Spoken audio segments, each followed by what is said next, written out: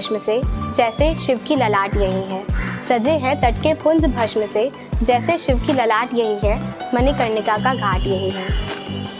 यहाँ घाटों का दृश्य भी बेहद लुभाना है। यहाँ घाटों का दृश्य भी बेहद लुभाना है।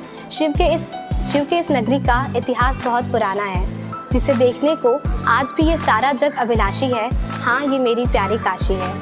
इसी भूमि पर तुलसीदास ने रामचरित का आरंभ किया। इसी भूमि पर तुलसीदास ने रामचरित का आरंभ किया। गौतम बुद्ध ने भी तो अपना प्रथम प्रवचन यहीं दिया।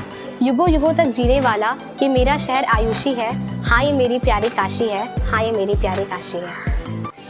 यानी कि काशी हिंदू विश्वविद्यालय का नाम हमारे देश के उन संस्थानों में लिया जाता है जो भारत का अंतर्राष्ट्रीय स्तर पर प्रतिनिधित्व करते हैं।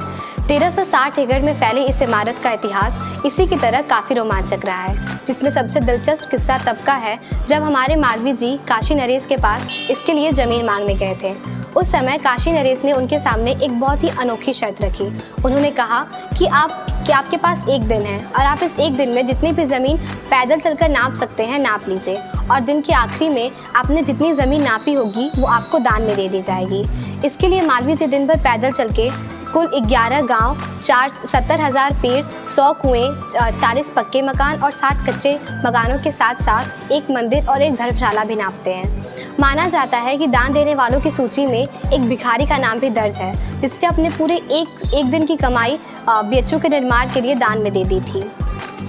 मालवीय जी ने बीएचयू की स्थापना के लिए अपना पूरा जीवन लगा दिया, जिसके लिए वो कश्मीर से लेकर कन्याकुमारी तक आर्थिक मदद के लिए घूमे थे। जिसमें सबसे रोमांचक हिस्सा तब का है जब वो हैदराबाद के निज़ाम के पास आर्थिक मदद के लिए गए थे।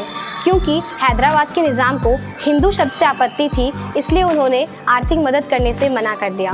उनके दरबार से निकलने के बाद जब मालवीय जी हैदराबाद की सड़कों पर घूम रहे थे तो उन्हें वहाँ पे शव यात्रा जाते दिखाई दी, जिसपे लोग कुछ पैसे फेंक रहे थे।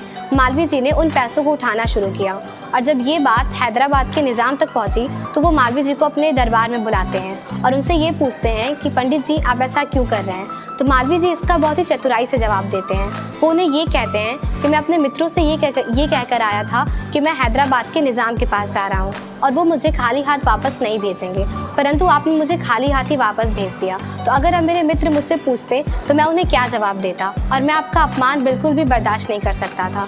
इसलिए मैंने ऐसा करने का निर्णय लिया, जिसके बाद हैदराबाद के निज़ाम को काफ़ी लज्जा महसूस होती है और वो उन्हें भारी भरकर रकम देके हैदराबाद से विदा करते हैं। Thank you.